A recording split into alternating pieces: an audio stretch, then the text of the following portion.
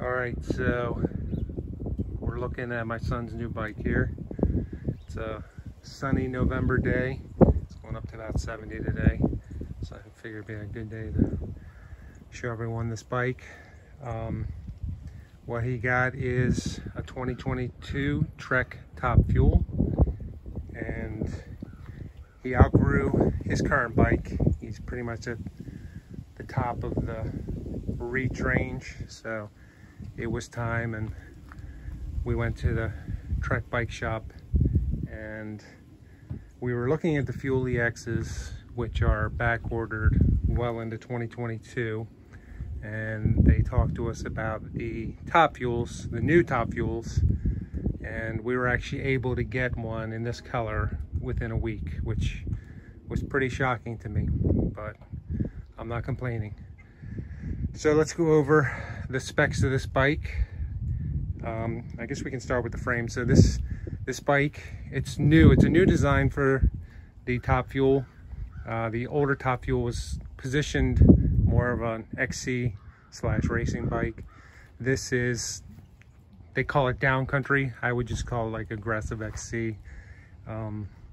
It's got an aluminum frame, so it's the 5. It's the lowest model price-wise. So it was, I think it's now just over 2,600 bucks on their website. So that's what you would expect to pay at your retailer.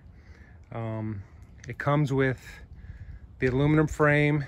You get a Shox Recon fork, so it's 120 millimeters. Now it's got the boost hub in the front, so it's 15 millimeter through axle with 110 wide, so it's the boost in the front. And I believe the stanchions on the Recon are 32, and at least that's what they kind of look like. They're definitely not 34s. And it's the RL silver, so it's got a lockout feature and compression, and you got the air side here, and it's also got a rebound adjustment on the bottom, so you can set it up pretty well, and it actually feels pretty good. I was fooling around with it, setting it up, and it does not feel bad for a, I guess what you would consider a budget fork. The rear shock, which is also 120 millimeters, is an X Fusion. I think it's a Pro 2, and it's got rebound, and it's got a firm setting. It's not a full lockout. So that blue lever, if you flip it down and to the 6 o'clock position, it's gonna lock it out. Well, not lock it out, firm it up. And the red knob is for the rebound adjustment, and it feels pretty good as well. Just kind of pushing down the bike, the suspension design feels pretty progressive. As you can see, it's still pretty clean. It has not been ridden on trails yet. That should happen today. What else do we got? So let's talk about like the wheels and everything. So it's got 29-inch wheels, and they're actually pretty wide rims. They're 35 millimeter internal width rims. I don't see any type of branding on the wheels, but on the Trek website it says Alex MD35s. I've never heard that brand, but for this type of bike, it's fine. It's actually surprising to me that they put that wide of a rim. You usually see that spec'd on enduro bikes, whereas like I said, this is more of an aggressive XC bike, so I would think no more than like 30, but whatever. Tires are pretty big too, so you've got Bond Traeger tires, XR4s, team issues, and they're 29 by 2.4. That's in both the front and the rear, so it's a matching spec of tires. And the tread design looks pretty aggressive. It's got good outer knobs, and I don't know how fast they're going to roll, and I don't know if we'll keep these on when race season starts next year, but for the the next 6-7 months, I think they'll be fine. The rear hub is boost, so it's a 12 millimeter through axle again, and it's 148 in the rear, so you got boost up front and boost in the rear. The hub is set up for Shimano micro spline. I'll get to the drivetrain in a bit. Actually, might as well just jump to the drivetrain now. So it's spec'd with Shimano Deore 1x12. So like I said, it's got the micro spline hub. It's got a 12-speed rear cassette. It's just the Deore spec. Well, I shouldn't say just, because it's, you know, they have a very good reputation. The lowest cog is 10 and the highest is 51, so pretty good range. The derailleur itself is Deore 12-speed, and it's the long cage. It's got the I think they call it like the shadow clutch or something. You can see right here, so helps with chain slap. Now, one thing that's different from what the website says are these cranks. So on the website, they spec'd it with Shimano Deore cranks, like a, I don't know, an M512 or something. These are actually Praxis Cadet cranks, and I hadn't heard of them before. I looked into it. Seems like a decent brand. Probably actually more expensive than what it would have come stock with. It's a 30-tooth Praxis chain ring. The chain itself is Shimano 12-speed, the Deore Hyperglide.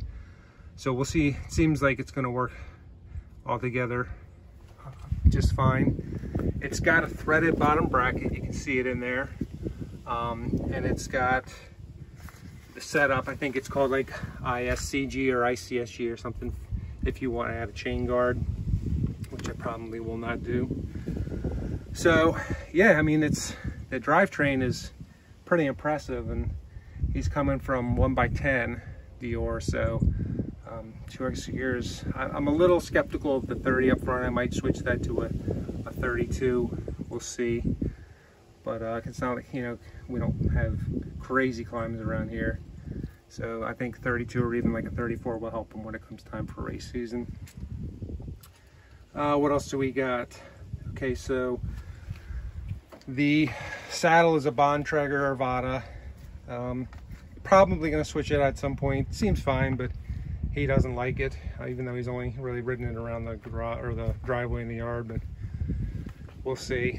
The seat post is a TransX dropper. So you've got 150 millimeters on this one, and it's 34x9. So it's I believe that is the widest that you can get in dropper posts. So it's pretty thick relative to the others. The bars are Bontrager spec as well. Website says 750. These things look longer than 750 to me. Let's see if I can get a better view. But I don't have anything to accurately measure millimeters, but I'm actually guessing they're closer to 780. And comes with just I don't know if it's Bontrager, but for the dropper post, the lever here is kind of generic. I mean, it seems to work okay. It doesn't feel very firm. Like, I have a PNW loam on mine, and there's a big difference in feel, but I'll probably eventually split that or switch that out for him as well. The grips are Bontrager. Oh, here's the front shifter, Shimano Deore. The brakes are Shimano as well. I think it's MT200. They're not quad piston, they're just dual piston. He's got a 180 millimeter rotor in the front and 160 in the rear, and that should be plenty for his weight. He's about 135, and I don't see the need to upgrade the brakes on this bike. You can see the internal routing in the cables, which is, it's nice and clean. The down tube, you can't really see it, but the down tube did come with the protector here and the chainstay protector here. It came set up tubeless. That's nice that they did it for us. So the Trek shop set everything up. Oh yeah, so this has what's called like a knock block. You can see it right here. And what that does, they told me this at the bike shop, but if you crash, the bars stop there, they lock there. It keeps it from spinning around, so you don't damage cables or your frame or anything, or I guess impale your leg with your brake lever. But hey, whatever, that seems cool. Oh, this is cool too. It's got internal storage in the frame. You pull this off here, and this is something they did on the carbon fiber bikes, and they've done it for the aluminum frames now. So we can store tools and stuff in there. It comes with a little packet, which I haven't loaded up yet, but I think that's pretty neat. And oh, it's also got call it like the minnow link, so you can adjust to a high or low setting. A lot of bikes are doing this now with the geometry. It came set up on high, which is a steeper C-tube angle. I think it's 76.4 for the C-tube angle on that setting, and the head tube angle is 66.4 at that setting. I don't know what the bottom bracket, or sorry, well, just, I guess, I forget what that distance is called. I don't know that off the top of my head, but I don't expect a lot of pedal strikes. He's got a pretty good clearance there, more than my bike has. It didn't come with pedals, so we put his old pedals on. And I think that's it. Let me just check on my cheat sheet here. I took some notes. I think I talked about everything. Yeah. The weight says on their website it's about 34 pounds, which for a bike labeled as racing, that's why I don't think it's a racing bike. That's pretty heavy. That's trail bike weight, especially for a medium. This is a medium size, because my son's about 5'9". And at the Trek shop, it's actually pretty cool. They have like this video when you stand on the spot, and they literally are able to adjust your height and your inseam and tell you what size, input the type of bike and tell you what size, and they recommend a medium. And just looking at the reach numbers, I thought that was a good fit for him.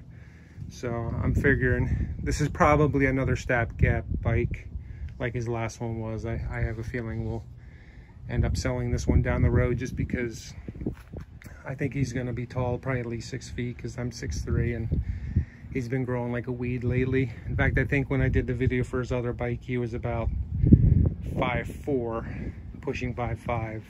So in the past, I don't know, year and a half, he's grown almost 5 inches. So if he continues that pace, he'll be over 6 feet pretty soon.